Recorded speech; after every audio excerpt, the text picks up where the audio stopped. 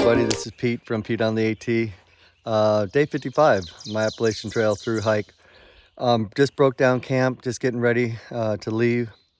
Mike got up really early before it was dark. Before it was light, and I could tell he was pretty restless, and he just made the decision to hike 2 miles to this road, catch a ride to Parisburg, and take a couple of zeros. His ankle just isn't healing. It feels good for a little bit, and then we hike on it, then it hurts again. So he made the decision to get off the trail for a few days, let it heal, and then he'll try to catch up with me at some point. So it's going to be weird for the next few days. I don't know how long he's going to take in Parisburg. I'll see him on Sunday night, but he's liable to stay there again for another day or two, and then he's got to come back here and then hike to me. So anyway, it's going to be a weird day, or it's going to be a weird, few days, maybe a week or so. But it's, we'll connect somewhere in Roanoke or something like that. But it's pretty cloudy. There's going to be some rain coming in around 10:30. I saw the radar, and I'll just be prepared for that. I'll get my poncho out and make sure everything stays dry as possible. All right, because Mike's not going to be with me, I'm going to do probably just a few more miles than I would have done or planned on doing today, just to kind of get me closer to Parisburg, so that I can resupply or get in early enough to resupply and do everything that I need to do there. All right, I'll try to catch up with you on the trail, and hope you have a good day. See ya. So this is cool. This is our first suspension bridge coming over the AT. Came over that mountain right there, and I'm not sure what river this is, but pretty cool suspension bridge. It's very narrow. I'm rubbing on each side, and it's moving. I don't know if you can see that, but this is really very, very reminiscent of Shenandoah and the suspension bridge going over to Muse Vineyard. So you got the river going that way and the river going that way. Not very deep. It's very, very, very similar to the Shenandoah, but it definitely is wiggly and wobbly. So, oh shit! I gotta fix my umbrella, or it's gonna get ripped. Okay.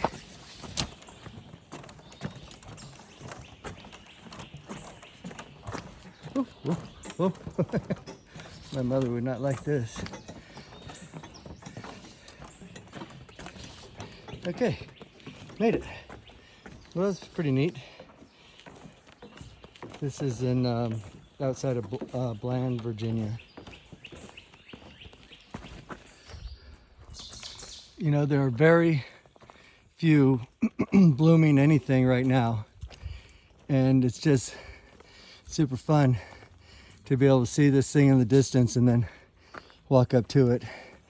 It just, there's no other color except green and gray and brown all through here, and then you go boom, and you get one of these things. It's like got a saying, "Good morning." So this is Dismal Falls. Super cool because it got these great big rocks that you can kind of sit on and picnic on, and just kind of like cascading. So the campsites and stuff are like right up here, and there's some right up behind those trees, and so you're camping on top of the falls, and then you got this super cool, pretty deep. You wouldn't want to dive in there, but it's definitely a swimming hole, and beautiful cascading falls out here. A little, little decking down there that you can sit on. Wow, I would love to come here in the summertime. Hey everybody, about 8 miles into my hike. Just something that I've noticed over the last, I don't know, week and a half, 2 weeks, that the path, the trail is getting narrower and narrower. Not so much, you know, on the ground, but all the vegetation that's growing now that it's, you know, spring. It's very seldom where I'm not brushing up against, you know, vegetation. You know, these little saplings, the rhododendrons, the, you know, just all the other plants. And it, like today, it rained earlier this morning, and every time I rub up against, say, these rhododendrons right here, my pants get wet, you know, and or my arms or my shirt or whatever. Like right now, it's becoming more and more like this, where I can't walk without rubbing up against the bushes. And although it's not here now, a lot of this stuff that's growing alongside the path are briars and pricker bushes.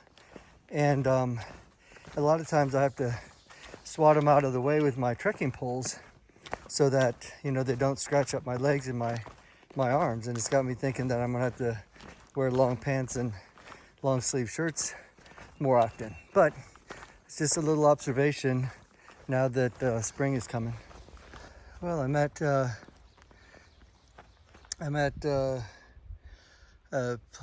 oh, look, there's a horse and a dog riding around this duck pond. Huh. Okay, you see anything on the trail? So I'm getting real close to the shelter where I'm going to stop and have some lunch. But the pond is really clear. You can't really tell, but the water's really clear. It's a wonderful little pond up here. Hello, good afternoon, everybody. Let's see, it's about 1:30. I just stopped off to have some lunch at Wapiti shelter. Really nice little shelter. There are people there, so I didn't videotape it, but it was just kind of looked very much like Lincoln log, you know. It was all put together with you know, shaped logs, and it was a nice little shelter. One of the nicest ones I've seen in a long time. Anyway, had some lunch, and I am back on the trail.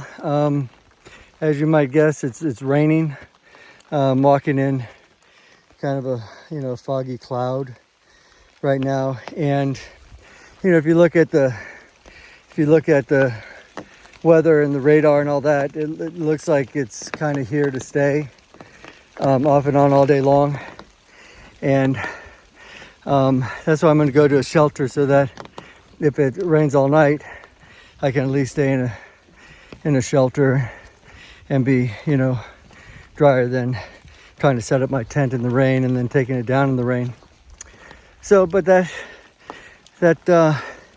is my plan. I've got, I think, another 7 or 8 miles to go. It's going to be a really long day. I'll let you know how many miles and what I did at the end of the day. But it's getting kind of steep, so I'm gonna have to use my trekking poles. All right, talk to you soon. Bye.